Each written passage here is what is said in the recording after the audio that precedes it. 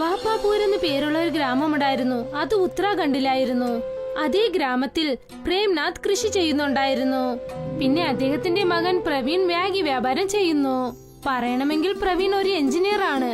പക്ഷെ ഒരു ജോലിയും കിട്ടാത്തത് കൊണ്ട് മാഗി സ്റ്റാൾ തുടങ്ങി മാഗി വിൽക്കാൻ തുടങ്ങി. പിന്നെ എപ്പോഴെങ്കിലും സമയമുള്ളപ്പോൾ അച്ഛനെയും കൃഷിയിൽ സഹായിക്കുമായിരുന്നു. ഒരു ദിവസം, ഞാൻ നിന്റെ അടുത്ത് ആദ്യം പറഞ്ഞതല്ലേ നീ പഠിത്തം ചെയ്യണ്ടെന്ന്.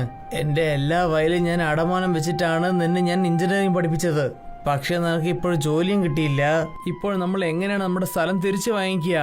എനിക്ക് ജോലി കിട്ടിയില്ലെങ്കിൽ അതിൽ എങ്ങനെയാ അച്ഛാ എന്റെ തെറ്റാവുക? ഞാൻ ജോലി കിട്ടാൻ എത്ര കഷ്ടപ്പെടുന്ന അറിയോ? പക്ഷെ നീ ആണെങ്കിൽ ഇപ്പൊ മാഗി വിറ്റോണ്ടിരിക്കുകയാണ്.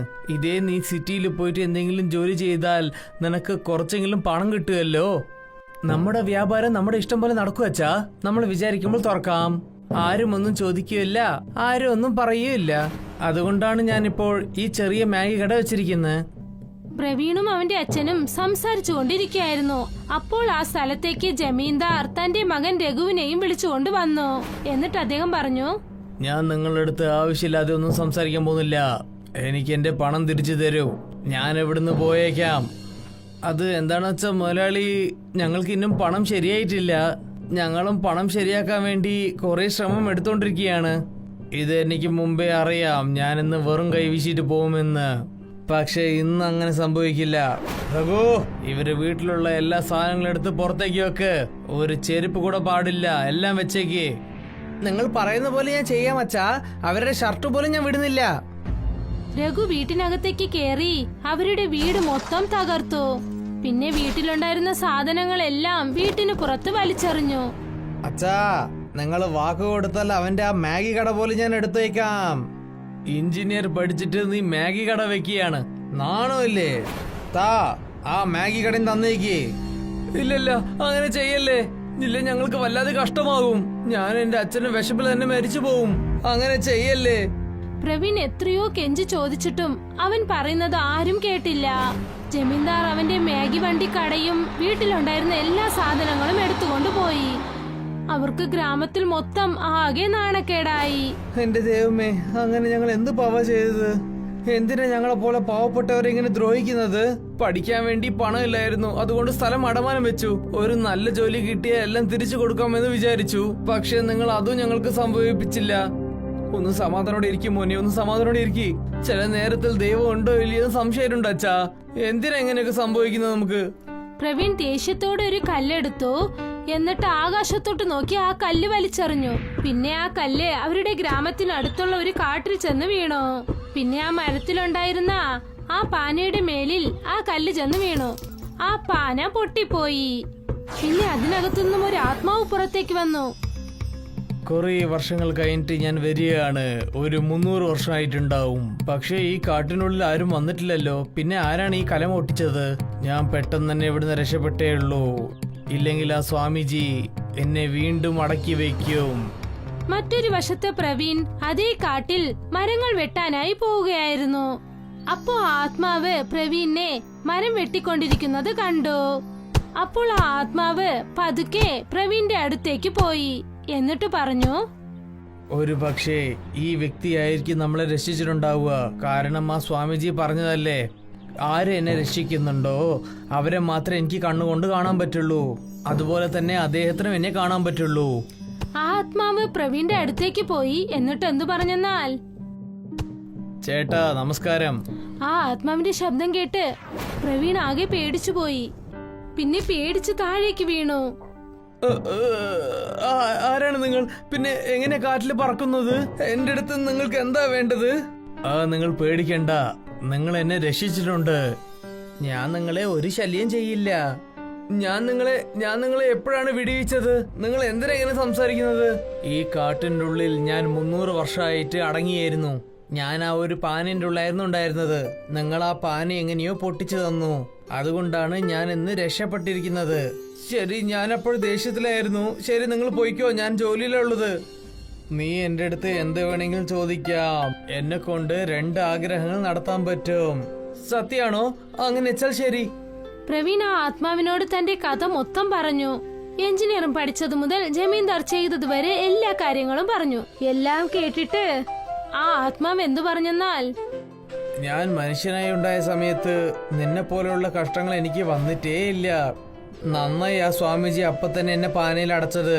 ഇല്ലെങ്കിൽ നിന്നെ പോലെ എനിക്ക് ഗതി വന്നിട്ടേനെ. ആദ്യം ഇതിനൊരു തീർവ് പറ. നീ ഒന്നും എനിക്ക് വേണ്ടി വിഷമിക്കണ്ട. ശരി, എന്നാ കേട്ടോ, ഞാൻ നിനക്ക് ഒരു വരം തരാം. ഇനി നീ ഏതൊരു കാര്യം കൃഷി ചെയ്താലും അത് നിനക്ക് ആവശ്യമുള്ള സാധനങ്ങൾ തന്നേക്കും. അങ്ങനെ വെച്ചാൽ മാഗി കൃഷിയാണോ? നീ എന്താ പറയുന്നത്? അതിൽ നിനക്ക് സംശയമുണ്ടോ? എന്നാ ഒരു കാര്യം ചെയ്, നിന്റെ സ്ഥലത്ത് ഒരു കല്ല് വെച്ചിട്ട് അതിൽ വെള്ളം ഒഴിച്ചു നോക്ക്. പ്രവീൺ ശരിക്കും അതുപോലെ ചെയ്തു. അപ്പൊ തന്നെ പ്രവീൺ ആ കല്ല് മണ്ണിട്ട് മൂടി. എന്നിട്ട് അതിൽ വെള്ളമൊഴിച്ചു. ആ സ്ഥലത്ത് ഒരു മരം വളർന്നു. അതിൽ മാഗി ഉണ്ടായിരുന്നു. അത് കണ്ടിട്ട് അവൻ അതിശയിച്ചു പോയി. ഇത് ശരിക്കുള്ള മാഗി കൃഷിയാണോ?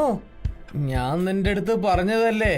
ഇന്നൊരു വരം എന്താണെന്ന് വെച്ചാൽ, ആരൊക്കെ നിനക്ക് നഷ്ടം തന്നിട്ടുണ്ടോ അവരെല്ലാരും നന്നായിട്ട് നിന്റെ അടുത്ത് ക്ഷമയും ചോദിക്കും. എല്ലാ ജനങ്ങളും മുമ്പാണ്.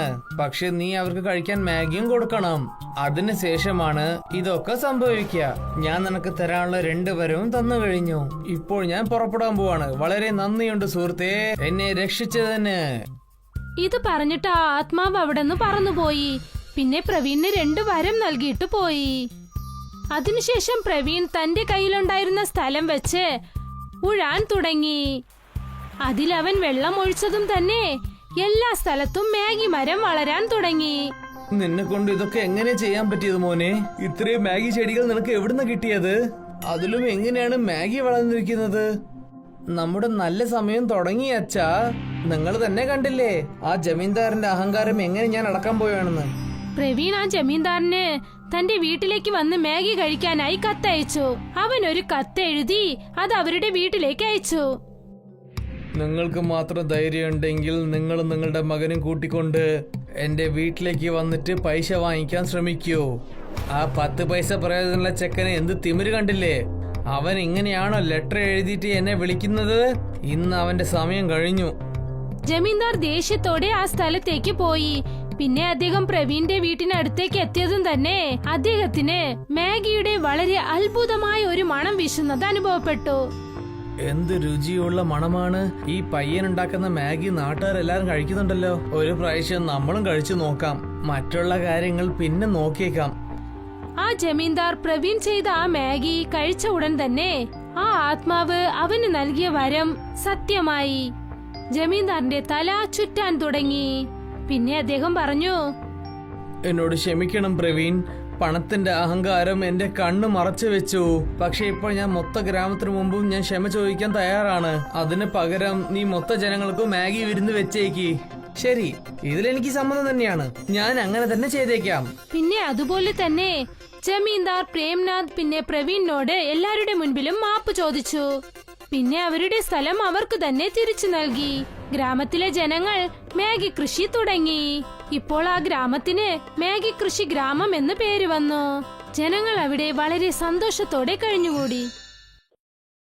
മുകുന്ദന് പനത്തോട്ടമുണ്ടായിരുന്നു. അവൻ സ്വന്തമായി പനമരത്തിൽ കയറി നൊങ്ക് പറിച്ചിടും. പിന്നീട് ആ നൊങ്കെല്ലാം എടുത്ത് വ്യാപാരിയുടെ കയ്യിൽ കൊണ്ടുപോയി കൊടുത്തിട്ട് അതിന്റേതായ കാശ് വാങ്ങിക്കും. ഇത് നോക്കൂ സാറേ, പനനൊങ്ക് ഇന്ന് നിങ്ങൾ കുറെ തരാൻ നോക്കൂ. മാർക്കറ്റില് പനനൊങ്കിന് നല്ല ഡിമാൻഡ് ഉണ്ട്. ശരി സാർ, നാളെ തൊട്ട് ഞാൻ കുറെ പനനൊങ്ക് കൊണ്ടുവരാൻ ശ്രമിക്കാം. ശരി. മുകുന്ദന്റെയും മയൂരിയുടെയും ഒരേ ഒരു മകളാണ് മീന. മീന, നീ എവിടെയാ ഉള്ളത്? ഇത്രയും സമയം ഇവിടെയായിരുന്നു. ഒരുപക്ഷെ ഫ്രണ്ട്സിനോടൊപ്പം കളിക്കാൻ പോയതായിരിക്കും അവൾ. പക്ഷെ നിങ്ങൾ എന്തിനാ അവളെ തേടുന്നത്? അവള് പനനൊങ്ക് കഴിക്കണമെന്ന് പറഞ്ഞിരുന്നു. അതുകൊണ്ട് അവൾക്ക് ഞാൻ കുറച്ച് പനനൊങ്ക് വെട്ടി കൊണ്ടുവന്നിട്ടുണ്ട്. വരൂ. അപ്പോഴാണ് മീന, ഹായ് നൊങ്ക്, ഇതെനിക്ക് വളരെ ഇഷ്ടമാണ്. ഞാൻ ഇതെല്ലാം ഒറ്റയ്ക്ക് കഴിക്കും. ആ, നിനക്ക് വേണ്ടിയാണ് ഞാൻ കൊണ്ടുവന്നത്. മെല്ലച്ച കഴിച്ചോളൂ. മഴക്കാലമായിരുന്നു അത്. എന്നാലും മുകുന്ദൻ പനമരത്തിൽ കയറി നൊങ്ക് പറിച്ചിടുമായിരുന്നു. അപ്പോൾ എന്തു സംഭവിച്ചെന്നാൽ 2 ദിവസം മഴ നിൽക്കാതെ പെയ്തു. ദൈവമേ, എത്രയും പെട്ടെന്ന് ഈ മഴ നിന്നേ പറ്റുള്ളൂ. നിങ്ങൾ മരത്തിൽ കയറുമ്പോൾ ശ്രദ്ധിച്ചു കയറണേ. മരത്തിലൊക്കെ മഴ കാരണം പായൽ പിടിച്ചിട്ടുണ്ടാകും. ആ, ഞാൻ ശ്രദ്ധിച്ചെന്നെ മരത്തിൽ കയറുന്നത്. ഞാൻ എന്താ പുതിയതായിട്ടാണോ കേറാൻ പഠിക്കുന്നത്? നിങ്ങൾ വലിയ ബലശാലിയാണെന്ന് എനിക്കറിയാം. പക്ഷെ ശ്രദ്ധിച്ചു കയറിയാൽ മതി. ഓ ശരി എന്റെ ഓഫീസറേ, ഞാൻ പറഞ്ഞ് ശ്രദ്ധിച്ചോളാം. ദേ ഇപ്പൊ പോയി ഇപ്പൊ വരാം. ശരി. മുകുന്ദൻ പനമരത്തിൽ കേറി ഓരോരോ നൊങ്കായി പതുക്കെ പതുക്കെ പറിച്ചിട്ടു. കുറച്ചു സമയത്തിനകം ഇടിവെട്ടി. പിന്നെ പെട്ടെന്ന് മീന അവിടേക്ക് വന്നു. അച്ഛാ! മീനയുടെ ശബ്ദം കേട്ടതും മുകുന്ദന്റെ ശ്രദ്ധ തെറ്റിപ്പോയി. അതുകൊണ്ട് അദ്ദേഹം മരത്തിൽ നിന്നും താഴേക്ക് വഴുതി വീണു. ഓ അച്ഛാ! മീന നിലവിളിക്കുന്ന ശബ്ദം കേട്ട് ഗ്രാമത്തിൽ തൊട്ടരികിലുണ്ടായിരുന്ന കുറെ പേര് അവിടേക്ക് ഓടി വന്നു. കൊച്ചിച്ചാ, അച്ഛൻ താഴെ വീണു. ഗ്രാമത്തിലെ ആളുകളൊക്കെ അത് നോക്കി നിന്നു. മുകുന്ദനെ ഓപ്പറേഷൻ തിയേറ്ററിൽ ചേർത്തു. ഇനി ഒരിക്കലും അദ്ദേഹത്തിന് സ്വന്തം കാലിൽ നിൽക്കാൻ പറ്റില്ല. ഇപ്പൊ എന്ത് ചെയ്യാനാ? ഇനി നമ്മുടെ കുടുംബം നമ്മളെ എങ്ങനെ നോക്കാനാ? നിങ്ങൾ ഒന്നുകൊണ്ട് വിഷമിക്കേണ്ട. എന്തെങ്കിലും ഒന്ന് തീർച്ചയായും നടക്കും. ദൈവം നമുക്ക് കഷ്ടം തന്നിട്ടുണ്ടെങ്കിൽ പുറത്തു വരാനുള്ള വഴിയും തീർച്ചയായും കാണും. പക്ഷെ എങ്ങനെ? ഇപ്പൊ ഞാൻ ഊനമായല്ലോ. ഇതിന് പകരം ആ ദൈവം എന്നെ കൊന്നാ മതിയായിരുന്നു. അങ്ങനെയൊന്നും പറയല്ലേ. നിങ്ങളാണ് ഞങ്ങളുടെ ജീവിതം മൊത്തം. മയൂരിയും മുകുന്ദനും ഒരുപാട് വിഷമത്തിലായിരുന്നു. അവരുടെ ഭാവി എന്താകുമെന്ന് ആലോചിച്ച്. കുറച്ചു ദിവസങ്ങൾക്ക് ശേഷം മുകുന്ദനെ വീട്ടിലേക്ക് കൊണ്ടുവന്നു. അവർ രണ്ടുപേരും ചേർത്ത് വെച്ചിരുന്ന മുഴുവൻ കാശും അവനെ ചികിത്സിക്കാനായി കാലിയായി. ഞാൻ എന്തെങ്കിലും ഒരു ജോലി തേടാം. നീ ജോലിക്ക് പോകാൻ പോവാണോ? നീ ജോലിക്ക് പോയാൽ പിന്നെ വീട്ടു ജോലി ഇതൊക്കെ എങ്ങനെ ചെയ്യും? ഞാൻ എന്തെങ്കിലുമൊക്കെ ചെയ്യാൻ ചേട്ടാ. തീർച്ചയായിട്ടും വേറെ എന്തെങ്കിലും വഴിയുണ്ടാവും. ഈ വേദനയിലും തീർച്ചയായിട്ടും എന്നെ കൊണ്ട് ചെയ്യാൻ പറ്റും. വേണ്ട വേണ്ട, നിങ്ങൾ വിശ്രമിച്ചോളൂ. ഇല്ല മയൂരി, ഞാൻ എന്നും നിനക്ക് ഭാരമായിട്ടുണ്ടാവില്ല. ഈ അവസ്ഥയിൽ നിങ്ങളെ കൊണ്ട് എന്ത് ചെയ്യാൻ പറ്റും? തീർച്ചയായിട്ടും എന്തെങ്കിലും ഉണ്ടാവും. അടുത്ത ദിവസം മുതൽ മയൂരി ജോലി തേടാൻ തുടങ്ങി. അവൾ ഒരുപാട് കമ്പനികളിലും കടകളിലും ചെന്ന് കേട്ടു. പക്ഷെ എവിടെയും അവൾക്ക് ജോലി ലഭിച്ചില്ല. എവിടെയും എനിക്കൊരു ജോലി കിട്ടിയില്ല. ഞാൻ എന്തെങ്കിലും പുതിയതായി വ്യാപാരം ചെയ്യാമെന്ന് ആലോചിക്കുന്നു. പക്ഷേ എന്ത് വ്യാപാരമാണ്? എന്നെ കൊണ്ട് എന്തെങ്കിലും സഹായം ചെയ്യാൻ പറ്റുമോ? ഞാൻ മാർക്കറ്റിലൊരു ബക്കോട കട കണ്ടു. അവിടെ നല്ല തിരക്കുണ്ടായിരുന്നു. ഞാനും വളരെ നന്നായിട്ട് ബക്കോട ചെയ്യും. എന്തുകൊണ്ട് ഞാനും ബക്കോട വിറ്റുകൂടാ? അത് ചെയ്യാലോ. പക്ഷേ എല്ലാവർക്കും ആ കടയിലെ പക്കോടയാണ് വളരെ ഇഷ്ടപ്പെടുന്നത്. അതുകൊണ്ട് നീ വല്ല പുതിയ എന്തെങ്കിലും പക്കോട ഉണ്ടാക്കിയാലേ ഹിറ്റാവുള്ളൂ. പുതിയെന്ന് വെച്ചാൽ? അതായത് ചൈനീസ് പക്കോടയുണ്ട്, അത് കുട്ടികൾക്ക് വളരെ ഇഷ്ടപ്പെടും. അതുപോലെ എന്തെങ്കിലും പുതിയതായിട്ട്. വേറെ എന്തെങ്കിലും ഒന്ന് വെച്ചാ? മീന, നീ പറ, നിനക്ക് എന്താണ് ഒരുപാട് ഇഷ്ടമുള്ളത്?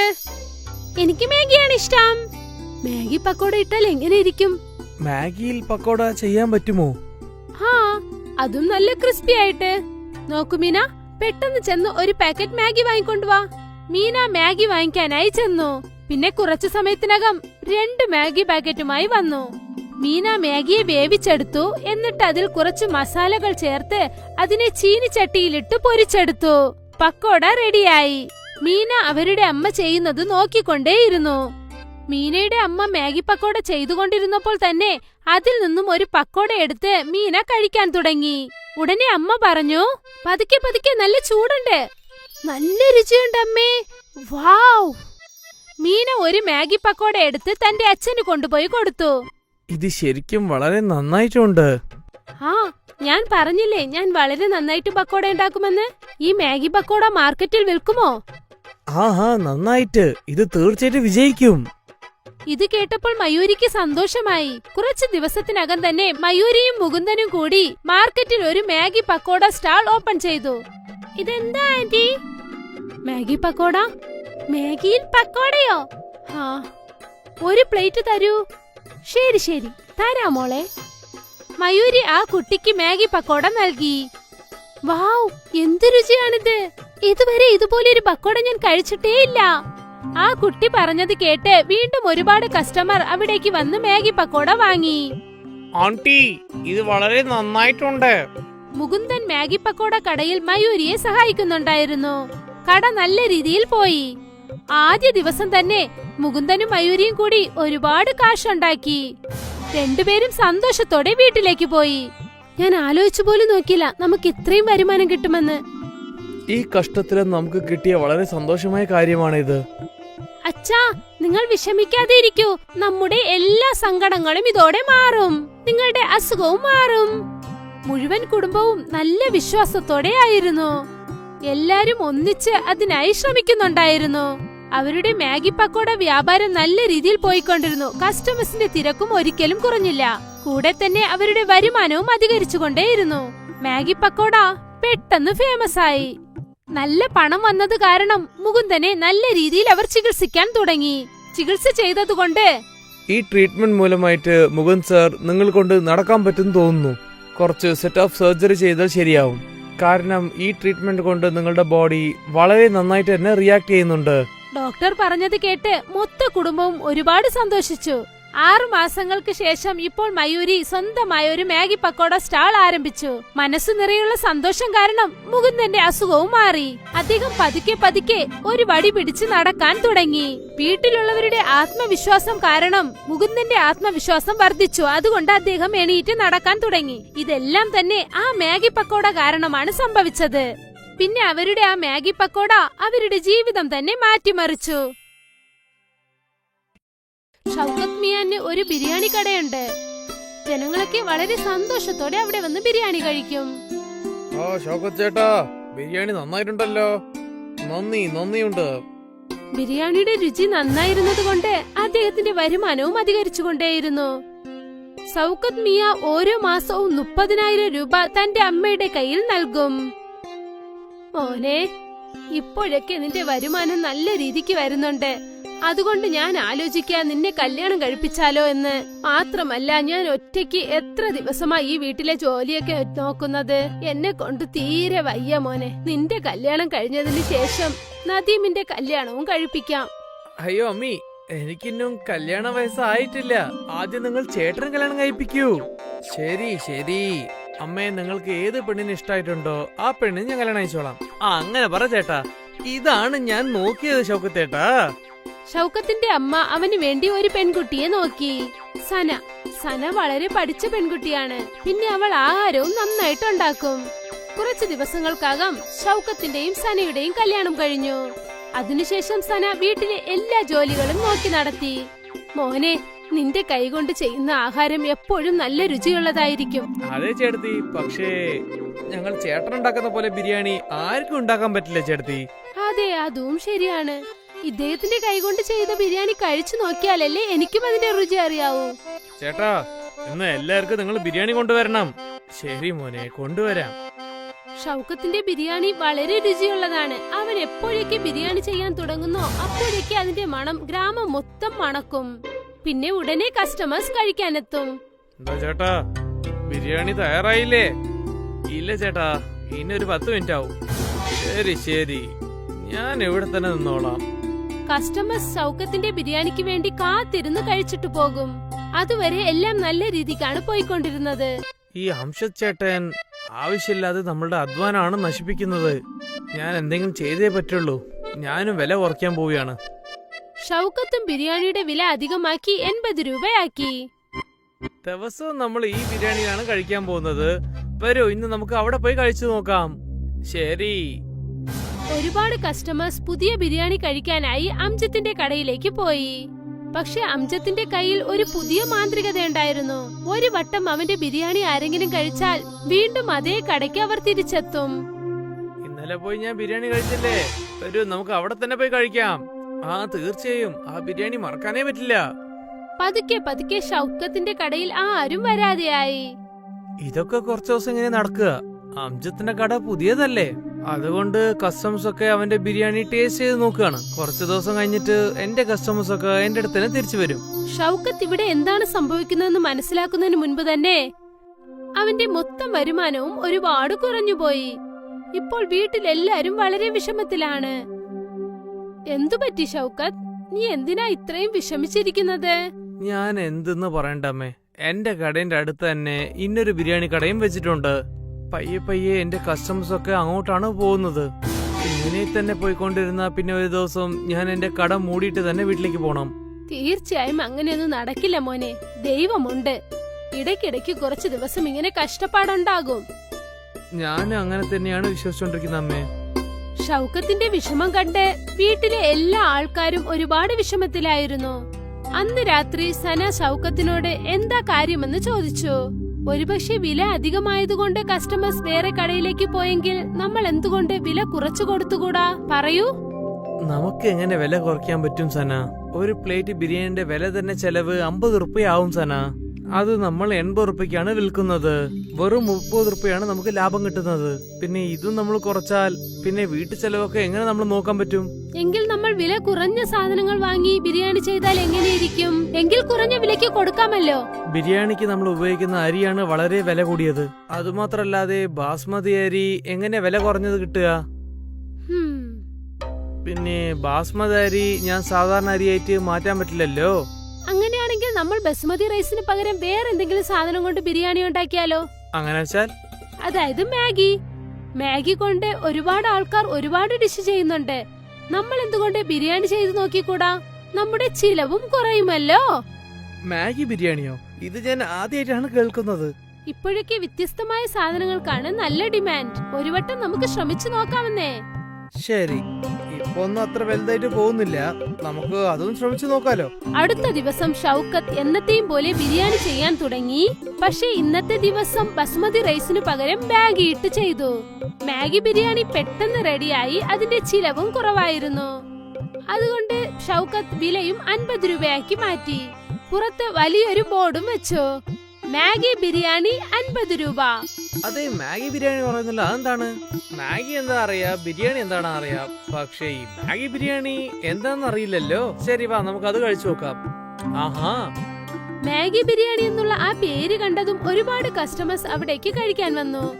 വാവ് വാവ്, വളരെ സൂപ്പർ ആയിട്ടുണ്ട്. ഇതുപോലുള്ള മാഗി ബിരിയാണി ഞാൻ കഴിച്ചിട്ടേ ഇല്ല. അതെന്താണെന്ന് വെച്ചാൽ ഇത് വെറും മാഗി അല്ല, ഇത് മാഗി ബിരിയാണിയാണ്. ഓ എന്റെ ചേട്ടാ, ഇതുപോലുള്ള മാഗി ബിരിയാണി ഞാൻ കഴിച്ചിട്ടേ ഇല്ല. നന്ദി.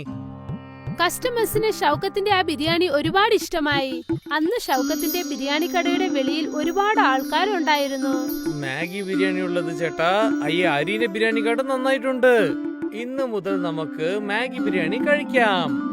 ഷൗക്കത്ത് സന്തോഷത്തോടെ വീട്ടിലേക്ക് പോയി. എന്നിട്ട് ഈ സന്തോഷ വാർത്ത തന്റെ ഭാര്യയെ അറിയിച്ചു. ഇത് കേട്ട് അവളും സന്തോഷപ്പെട്ടു. ഈ മാസം ഷൗക്കത്തിന്റെ വരുമാനം നല്ല രീതിയിലുണ്ടായിരുന്നു. ആ മാസ അവസാനം ഷൗക്കത്ത് തന്റെ അമ്മയുടെ കയ്യിൽ 40,000 രൂപ കാശ് നൽകി. ഇത്രയുമോ? അതെ അമ്മേ, സനയുടെ മാഗി ബിരിയാണിന്റെ ഐഡിയ നന്നായിട്ട് വർക്കൗട്ട് ആയിട്ടുണ്ട്. ഡബിൾ വരുമാനമാണ് വരുന്നത്. വീണ്ടും ഒരു വട്ടം അവരെല്ലാരും സന്തോഷത്തോടെ ആയിരുന്നു. അവരുടെ കഷ്ടവും മാറി. കാരണം അവരുടെ വരുമാനം അധികരിച്ചു. മാഗി ബിരിയാണി ഫേമസ് ആയി.